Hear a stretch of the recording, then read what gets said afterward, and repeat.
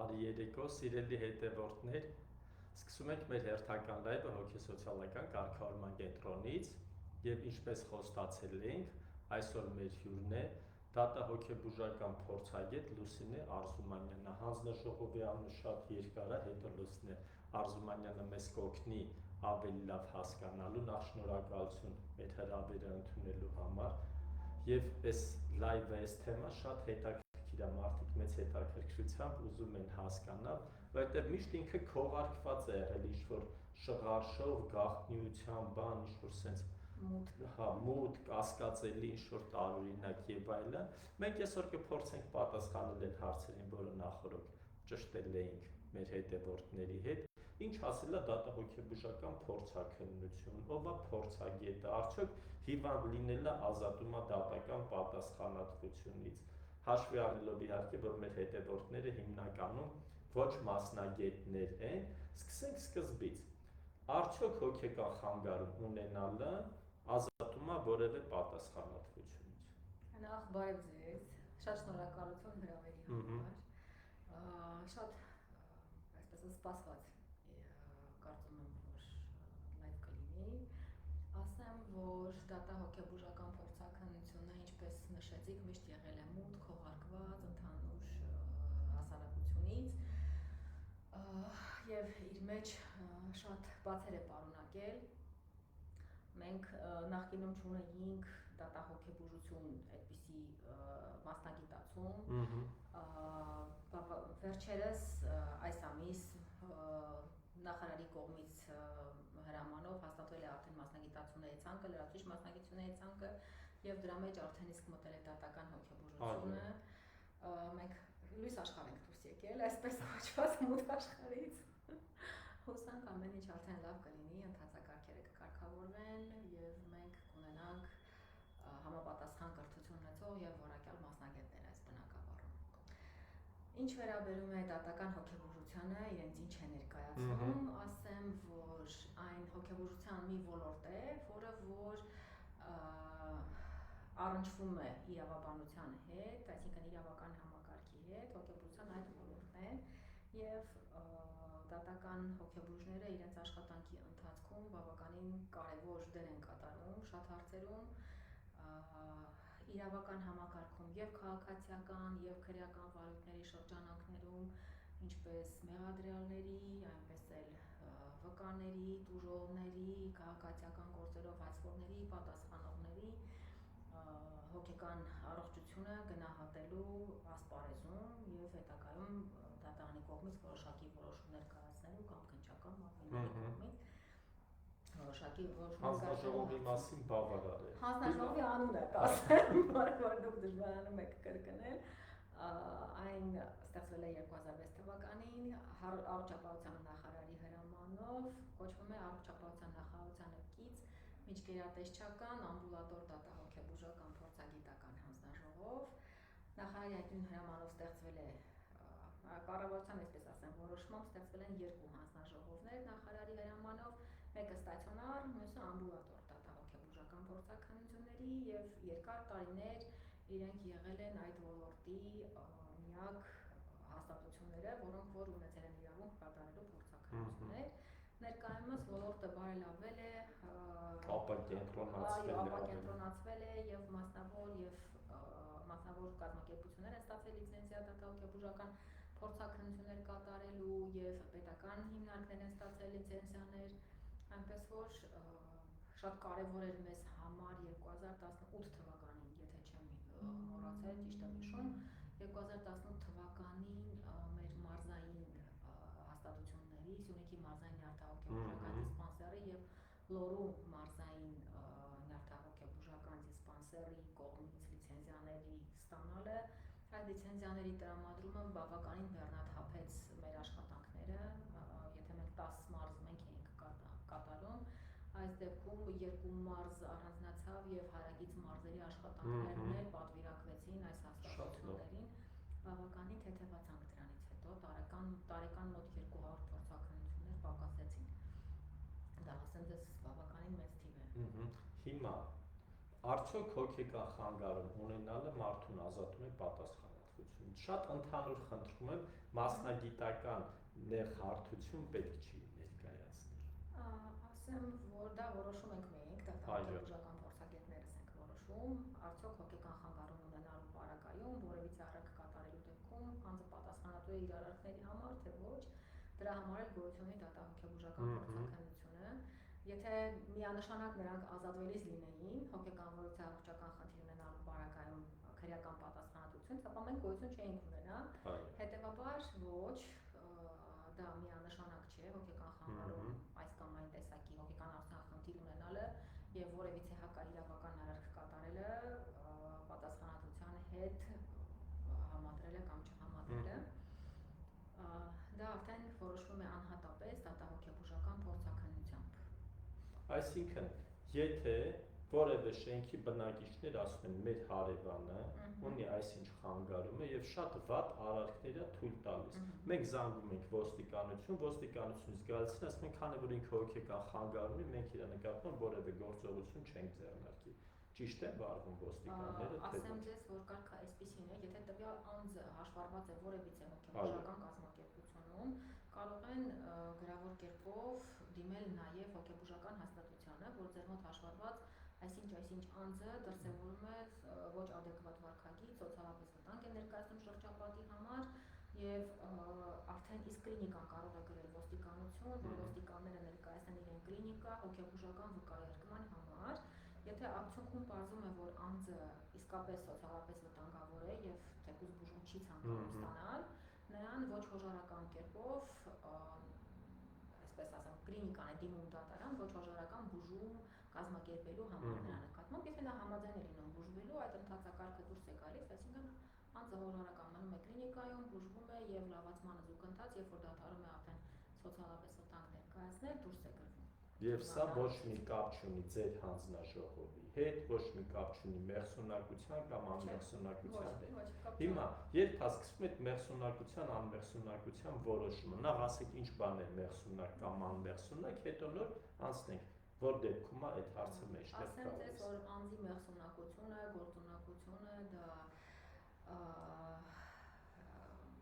այսպես ասեմ սահմանադրորեն մարդուն վերագրելի երևույթներ են։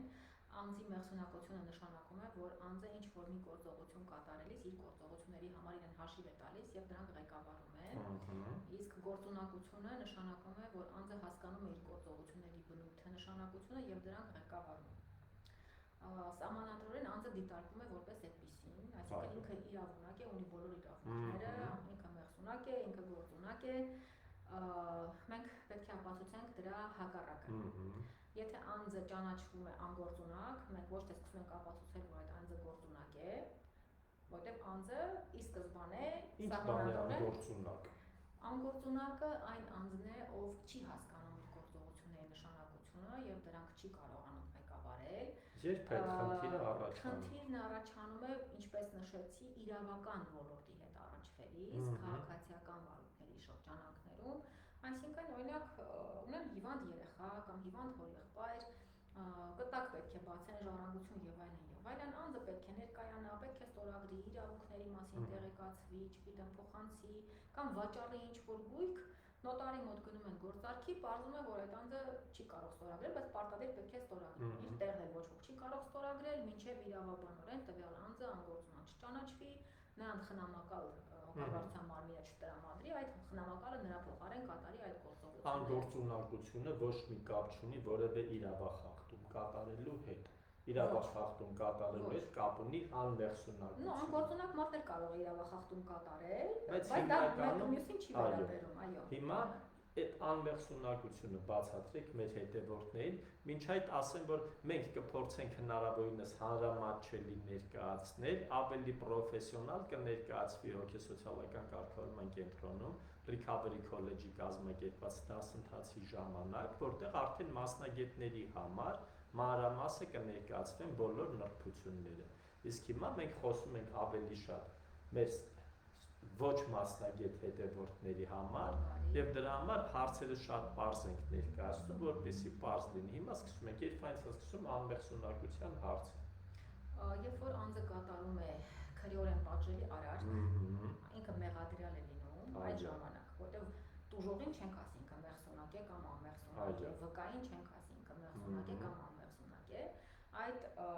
տերմինը միայն կիրառվում է մեղադրյալների նկատմամբ։ Ով է որոշում մարդը պետք է ենթարկվի փորձաքննության թե չէ։ Վարույթն իրականացնող մարմինը։ Կարող է մարդը գա ասի, մի հատ խնդրում եմ ինձ փորձաքննության ենթարկել։ Մարդը կարող է գալ եւ խնդրել իրեն փորձաքննության ենթարկել, բայց դա չի կոչվում դատախ հոգեբուժական փորձաքննություն։ Ասեմ ձեզ, որ 2022 թվականին փոփոխված օրենսգրքերի շրջանակներում անձը կարող է դիմել եւ ստանալ կարծիք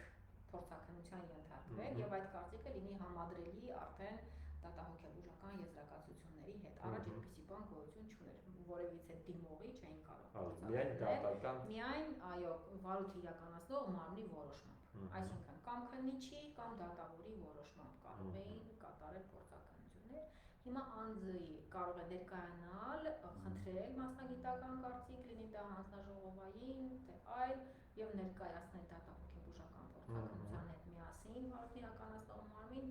դրանք կարող են հավասար ձևով ապացույց որպես դիտարկվել։ Այսինքն փորձաքննություն իրականացնելու իրավունք ունեն միայն նախարարի հրամանով ստեղծված հանձնաժողովները կամ լիցենզիա ունեցող կազմակերպությունները, եւ փորձաքննության համար կարող է մարդը ինքն էլ դիմել, բայց դեպքերի մեծամասնությամբ վարույթ իրականացնող մարմինն է դիմում փորձաքննություն իրականացնելու։ Այո, այո։ Իսկ կարող է մարդը ընդհանրապես անմեղսունակ ճանաչվել իր ամբողջ կյանքի համար։ Ոչ, ասեմ ձեզ, որ մեղսունակությունը տերմին է, որը որ կիրառվում է տվյալ արարքի համար։ Այո, կոնկրետ դեպքի համար, չկա ընդհանուր առմամբ վերցրած անմեղսունակ մարդ։ Ոչ, եթե անձը կարող է լինել անմեղսունակ ինչ-որ X արարքի համար, Y արարքի համար ինքը կարող է լինել մեղսունակ կամ սահմանափակ մեղսունակ։ Մարդը կարող է ունենալ հոգեկան խանգարում, բայց ճանաչվել մեղսունակ եւ կրել պատիժը ազատազրկման վայրում։ Եվ կարող է ճանաչվել անմեղսունակ, ինչա լինում այդ դեպքում։ Ասեմ ձեզ, անմեղսունակ ճանաչվելուց հետո անձը քրեական պատասխանատվությունից է ազատվում ազատազրկման ձևով կամ այլ կերպով, սակայն որոշվում է անձի սոցիալական վտանգավորության աստիճանը։ Եթե անձը սոցիալապես վտանգավորություն է ներկայացնում, այդ դեպքում նրա նկատմամբ կիրառվում է բժշկական բնույթի հարկադրանքի միջոց։ Անձը տեղավորվում է հոգեբուժարանում հարկադիր բուժման։ Հարկադիր բուժումների տեսակները տարբեր են, եթե հետաքրքիր եք, եթե հարկադիր բուժումները լինում են ստացիոնար եւ ոչ ստացիոնար ամբուլատոր պայմաններում, ստացիոնար հարկադիր բուժումն է բաժանվում Հայաստանի Հանրապետությունում երկու տեսակի, հատուկ տիպի բաժանմունքում, այսինքն փակ դռների ներքո ոստիկանության հսկողությամբ, դրանք լինում են խիստ վտանգավորություն ներկայացնող անձանց նկատմամբ կիրառվում են եւ ընդհանուր տիպի հոգեբուժական բաժանմունքի պայմաններում է հարկադիր բուժում իրականացվում, երբ անձը, այսպես ասեմ, համեմատաբար ավելի ազատ է, կարող է դուրս գալ հիվանդանոցի շրջանակներում զբոսնել եւ այլն, դռները բաց են, էլի, այդ հիվանդանոցի ազատազրկումը ունի ժամանակ, հարկադիր բուժումը ունի ժամանակ, թե չէ։ Հարկադիր բուժումը ոչ ժամանակ չունի, կիրառվում է այնքան, մինչև բժշկական հանձնաժողովը որոշի, որ տվյալ անձը այլևս սոցիալապես վտանգավորություն չի ներկայացնում, բայց դրանով գործը չի ավարտվում։ Բժշկական հանձնաժողովը պարտավոր է ամենակիչը 6 ամիսը 1 զննել տվյալ անձին, կարող է ավելի շուտ, բայց ոչ ավելի ուշ։ Օրինակ 3 ամիսը 1 կարող է զննել, որովհետեւ խնդիր չկա, բայց 6 ամիս + 1 օր արդեն դա համարվում է օրենքի խախտում։ Երբ որ զննում են, երբ որ տեսնում են, որ տվյալ անձը դադարել է սոցիալապես վտանգ ներկայացնել իր եւ շրջապատի համար, դիմում են դատարան, որպեսզի դատարանը դադարեցնի նրա նկատմամբ հարկադիր բուժումը։ Դատական նիստ է տեղի ունենում, երկու կողմերն են ներկայանում, կարող է երրորդ կողմ էլ ներկայանալ եւ դատավորի որոշմամբ է դա դադարեցվում կամ վերջնական որոշումը դատարանի։ Այո, մասնագետները ընդհանրապես կարծիք մասնագիտական կարծիք են ներկայացնում դատարան, որ տվյալ անձը դադարել է սոցիալապես վտանգ ներկայացնել, դատարանը որոշում է այլ հանգամանքներ հաշվի առնելով, արդյոք բաց է թողնում տվյալ անձին հասարակություն, թե դեռևս շարունակվում է նրա հարկադիր բուժումը հիվանդանոցային պայմաններում։ Իսկ ով է փորձագետը, ամեն մարդու կարող են փորձագետ ճանաչել, Թե պիտի հոգեբույժ լինի, պիտի ինչ-որ կրթություն ունենա։ Մինչև այս վերջերս այո, ինչպես ասացի, նախարարի որոշմամբ արդեն մասնագիտացումների ցանկում դատական հոգեբուժությունը եւ դատական հոգեբուժ մասնագիտությունը ներառվել է, այսինքն անձը պետք է ունենա լրացուցիչ մասնագիտացում, որպեսզի պարտադիր դառնա դատական հոգեբույժ, այլևս ուղղակի հոգեբույժին հնարավոր չի լինելու դարձնել դատական հոգեբույժ եւ նա կատարի փորձաքննություններ։ Նախկինում այո, ցանկացած հոգեբույժ կարող էր հանդես գալ որպես դատական հոգեբույժ, այդտեղ միայն բավարար էր վարույթն իրականացնող մարմնի որոշումը նույնիսկ, այսինքն վարույթն իրականացնող մարմնի ներկայացուցիչը, ասենք քննիչը, օրինակ կամ դատավորը կանչում է անձին, տեսնում է, որ նա մասնագիտությամբ հոգեբույժ է, նրան ճանաչում է փորձագետ եւ իրան պատվիրակում է կատարել ինչ-որ փորձաքննություն, որը եւ տվյալ անձը կատարում է։ Հիմա արդեն ոչ միայն հոգեբույժ մասնագետ պետք է լինի տվյալ անձը փորձաքննություն կատարելու համար, արդեն պետք է լինի դատական հոգեբույժ, որպեսզի իրավասություն ունենա փորձաքննություն կատարելու։ Այսինքն պահանջները մեծացվել են մասնագետից եւ որոշման իրականացման արդյունքում կլինեն մարդիկ, ովքեր ունեն համապատասխան որակավորում եւ կկարողանան հանդես գալ որպես դատական հոգեբույժ կամ հոգեբույժ փորձագետ եւ մնացած հոգեբույժները չեն ներգրավի այս process-ի մեջ։ Այո, եթե համապատասխան վերապատրաստումը չունեն, լրացուցիչ մասնագիտացումը չունեն, իրավունք չեն ունենալու։ Շատ լավ, շնորհակալություն։ Սկզբունքորեն մենք մեր բոլոր հարցերի պատասխանները ստացանք, շնորհակալություն։ Մեր այսօրվա լայվի հյուրներ Հայաստանի Հանրապետության Առողջապահության նախարարությանը կից իշխերատեսչական ամբուլատոր դատահոգեբուժական փորձաքննությունների նախագահ Լուսինե Արզումանյանը, ով մեզ շատ հանրամատչելի ներկայացրեց հիմնական հասկացությունները եւ որ դեպքում այս փորձաքննությունները սկսվում իրականացնում։ Ավելի մանրամասնի համար իհարկե դա արդեն մասնագիտական հարթություն է, մարտի վերջից սկսվող Recovery College-ի կազմակերպված դասընթացի ժամանակ մեզ կներկայացնեն Լուսինե Արզումանյանը եւ Հակոբ Հակոբյանը, հրավիրում ենք մասնագետներին, կարող են գալ, լրացուցիչ մասնագետներ, կարող են մասնակցել հոգեբանները, այո, նաեւ կլինիկական նյարդաբանները կարող են մասնակցել, թմրաբանները կարող են մասնակցել եւ հոգեթերապևտները, բացի հոգեբույժներն էլ կարող են իհարկե։ Սա առաջին փորձն է, որը մենք անում ենք, վստահ ենք հաջողված կլինի եւ արդեն կսկսենք ավելի սերտ համագործակցել մեր գործընկերների հետ։ Շնորհակալություն, սիրելի հետևորդներ, կհանդիպենք հաջորդ 5 շաբթի, հիշեցնում ենք, որ մեր կարգախոսն է ցանկացած խնդիր միշտ ունի լուծում եւ մենք առողջություն ենք ցանկանում բոլոր հիվանդներին։ Եղեք առողջ, հետևեք մեզ եւ